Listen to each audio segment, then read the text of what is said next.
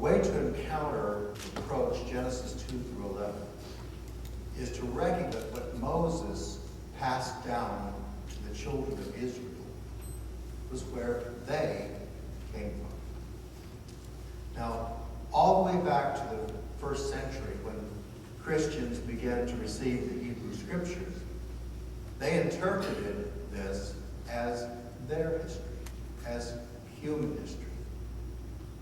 What we need to recognize, and so far it's not done in the theological travel, is that these passages is important. Genesis 2 through 11, that's from Adam through the flood, Tower of Babel, the beginnings of Abraham, history of the Adamites, Semites, Israelites, Jews, Greeks, and some others in the ancient Near East. Now, before I get too much further, I want to just say this.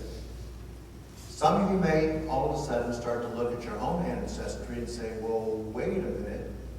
Maybe my ancestors don't come from this particular line of people. Is that any problem for me? I want to put that aside because, as you remember, when Christ charged his apostles, disciples, and told them to go preach the gospel to every creature, leaving no doubt that everybody was eligible for the kingdom and that your birth made no difference. Now, the King James translators, when they approached the King James Version that they turned out in 1611, they used the same mindset. Nothing had changed. They knew nothing about geology, archaeology, or anything about the history of the ancient Near East. So when they translated the Aramaic and the Hebrew into English, they did it with that same point of view. So it appears to us, even today, when we read the King James Version, that it is human history. Now, one might say, well, okay, but we have more modern versions today. We have the American Standard Version. We have the Revised Standard Version. We have the New Jerusalem Bible. We have the NIV. Certainly, these newer translations have discovered that there's some errors in the King James Version, and they filtered them out. The difficulty is that the tradition has been established on a flawed translation, and the tradition has never changed.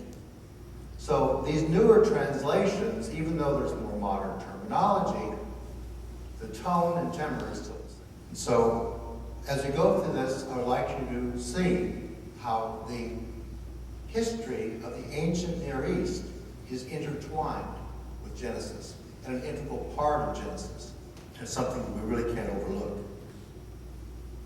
Today we have two camps.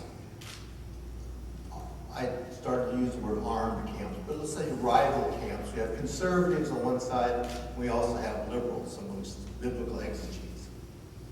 Now from the conservative side, they will say, well, the Bible is God's word, it's to be taken literally. And then they rely on translation, they make a worse interpretation, and then try to beat scientists over the head with it. In my estimation, that's counterproductive. On the liberal side, they will say, well, wait a minute. Genesis isn't to be taken as history as we think of history. It's more like allegory, or it's poetry, or it's tradition. It's something other than how we look at real history. Well, as oftentimes is the case, the truth is between the extremes. Genesis can be taken literally. It is the literal history of the ancient Near East, of a particular line of people.